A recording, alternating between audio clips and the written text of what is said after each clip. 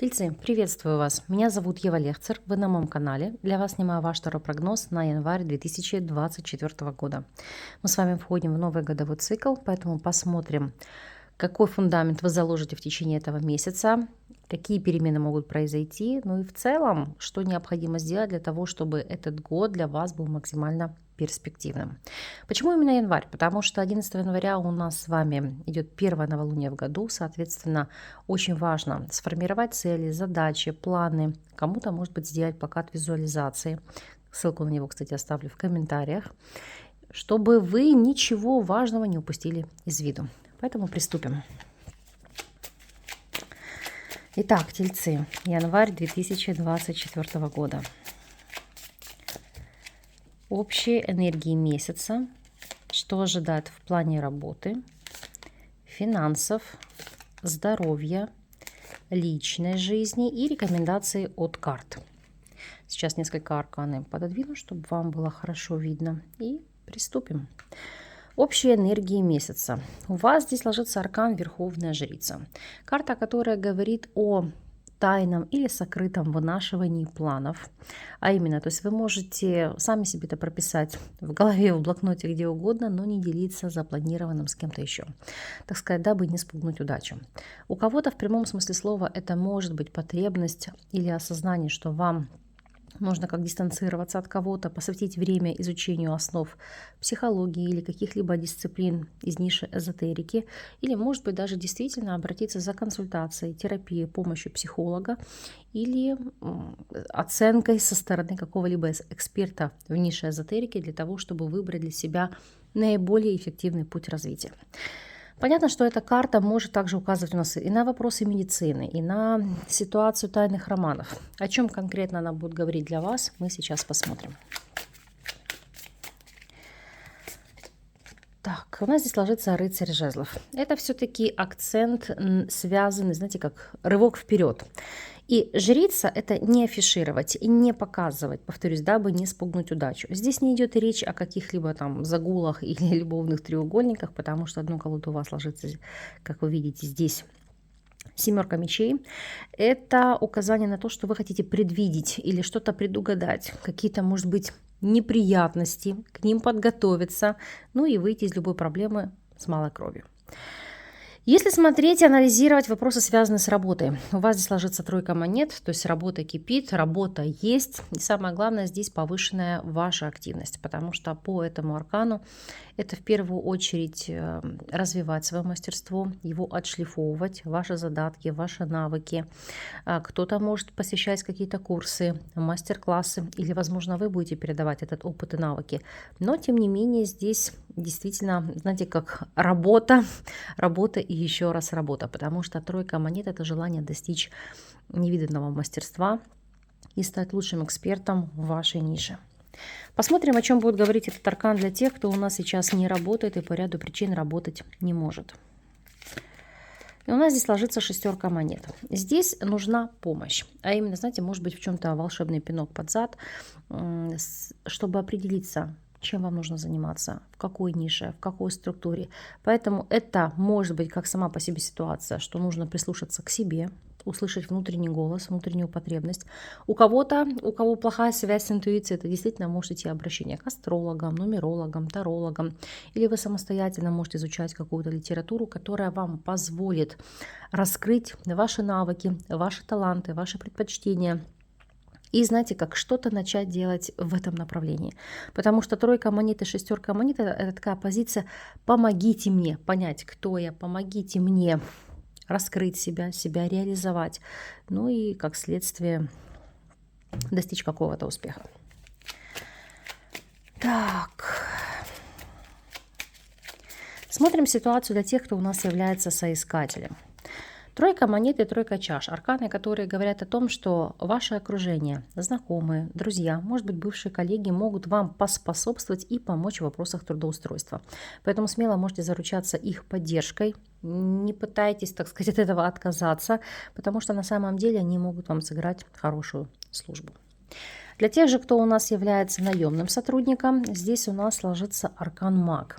Маг – это выход на новый уровень. У вас действительно шикарные перспективы повышения по карьерной лестнице, это во-первых, или увеличение уровня дохода. Помимо всего прочего, для тех, кто является наемным работником, это, знаете, может проскользнуть такая мысль, которую вы никому не будете афишировать относительно того, что можете захотеть себя попробовать в своем деле. Поэтому здесь как вынашивать цель, план или идея, даже идею, да, перехода на свое собственное дело. Посмотрим, как будет развиваться ситуация для тех, кто владеет собственным делом, своим бизнесом. У вас здесь ложится девятка жезлов. Девятка жезлов в какой-то степени не то чтобы непреодолимые трудности. Это аркан, который говорит о ситуации, что вот слишком много всего и сразу навалилось. Это может быть и аврал по работе, и ряд ситуаций, нерешенных вопросов с какими-либо подрядчиками, и непонимание, куда двигаться дальше, чтобы действительно достичь максимального уровня развития. Поэтому январь для вас будет периодом переоценки, осмысления и изучения детальных и глубинных процессов вашей деятельности, чтобы понять, где вы не дотягиваете, или где вы ошибаетесь, или что вы делаете не так. Потому что здесь это как системный анализ, который вам позволит избежать в дальнейшем этих проблем.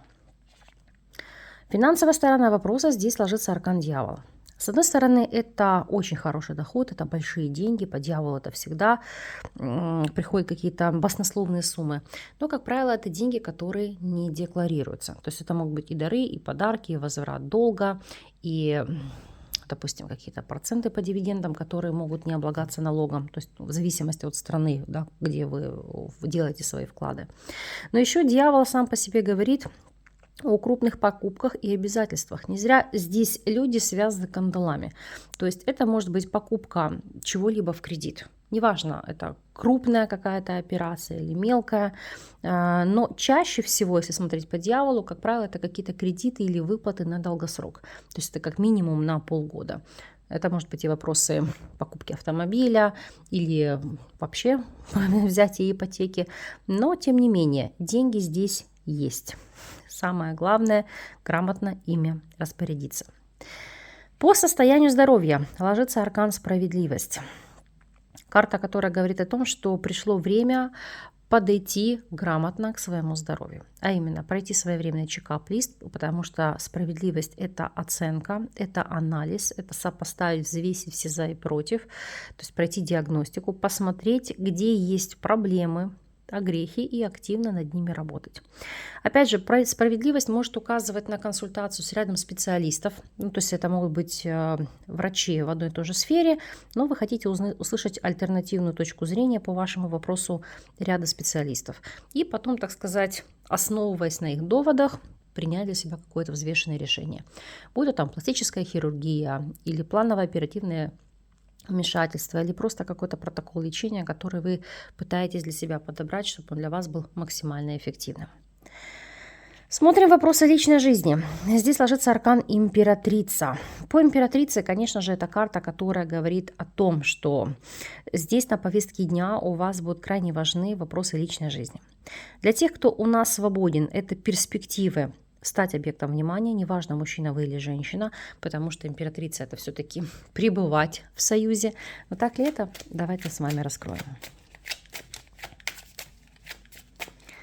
Для тех, кто у нас свободен. Здесь у нас ложится рыцарь мечей. То есть это может быть знакомство для мужчин с девушкой на расстоянии или в поездке, а для девушек это знакомство с человеком, как правило, я не могу сказать за всех, поймите, я говорю только опираюсь на свой опыт, как у меня отыгрывается на практике эти арканы. По рыцарю мечей чаще всего это люди восточной внешности, да, или, может быть, азиаты. И знакомство с иностранцем, с человеком на расстоянии. То есть может быть такая цепочка событий, такое развитие ситуации. Но в любом случае, как показывают арканы, это для вас внезапная перемена. Почему внезапная? Потому что рыцарь мечей – это всегда неожиданно. То есть не то, чтобы вы не хотели личной жизни, но это, знаете, как не готовиться к этому событию, не ждать планового построения отношений. То есть ситуация, которая случилась сама собой. Посмотрим, о чем говорит эта карта относительно тех, кто состоит в любовных треугольниках. По рыцарю чаш для вас может быть неожиданное предложение руки и сердца, если вы девушка или женщина. Для мужчин это желание определиться со своей возлюбленной и идти ва-банк, то есть предлагать создание семьи. Для тех же, кто у нас на текущем этапе состоит в стабильных связях, здесь у нас ложится королева жезлов. Она указывает на ситуацию, что некая девушка огненной стихии, овен, лев или стрелец, поспособствует укреплению ваших отношений, вашего союза, брака, в особенности, если были конфликты, накал страстей, непонимание, ну, то есть какие-то сложные для вас ситуации. То есть это скрепить отношения, соединить их, потому что, открываю колоду, здесь ложится аркан император, то есть это сохранение семьи, несмотря ни на какие факторы или какие-то обстоятельства. Ну а для некоторых это просто действительно обретение социального статуса. Например, вы встречались или сожительствовали, теперь вы решили связать себя узами брака. И поэтому это переход на новую ступень. То есть у вас будет официально зарегистрированная семья. Смотрим рекомендации от карт. И здесь, как мы видим, у нас снова идет огненная стихия. Почему? Потому что паж жезлов указывает на ситуацию мотивации, любопытства. Это внутренний огонь, который в вас горит. Это стремление к большему в жизни. Не с позиции материальных каких-то ценностей, а просто с позиции улучшения качества жизни для себя, для ваших близких, для вашего окружения.